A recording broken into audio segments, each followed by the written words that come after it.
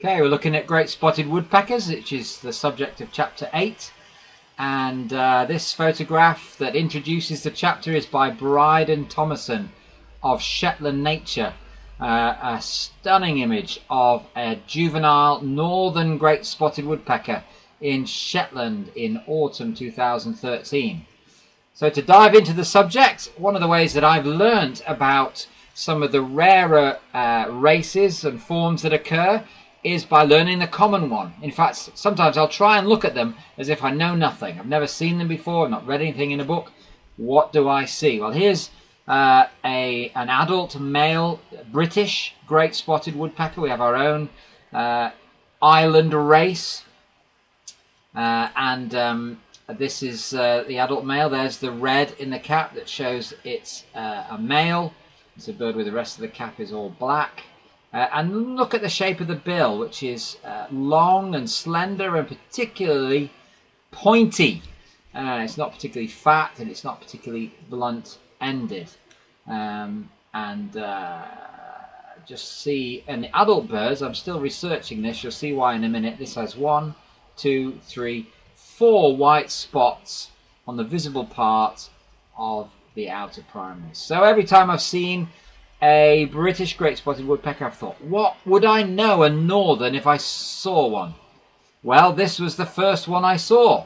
It's a northern great spot in late September in Shetland, and it's still in pretty much full juvenile plumage. Now notice, it's still got a full red cap.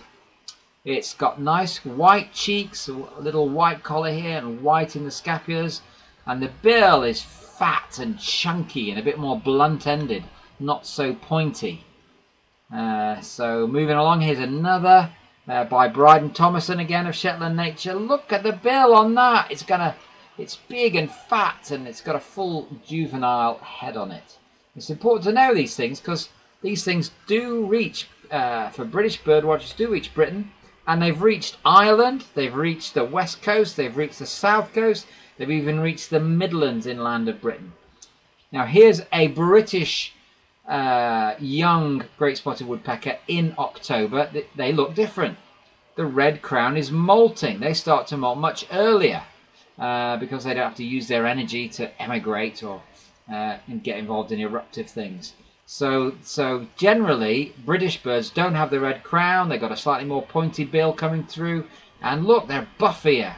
Even a buffy wash on the scapulars there, and this rich buff underneath, and not as white looking overall as the northern birds. And check the number of white marks in the primaries. Easy to see on this one. 1, 2, 3, 4, maybe just 5. 4 to 5 marks at the base of the primaries there.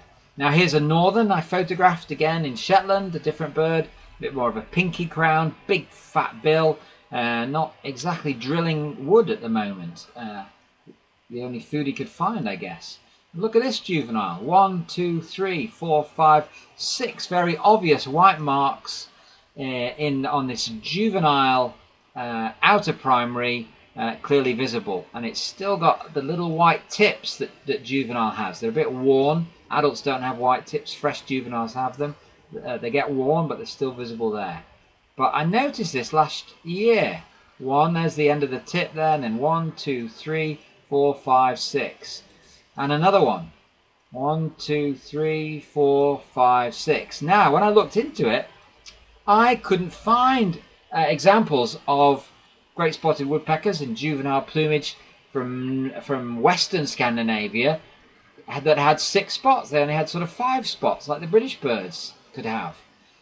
The white spots increased as you got to eastern Finland and northwest Russia. And in fact, in some examples, I find the white spots coalescing.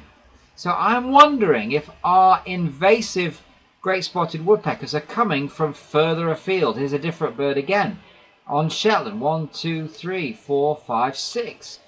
It's really obvious to see. Look at that silly chunky bill there.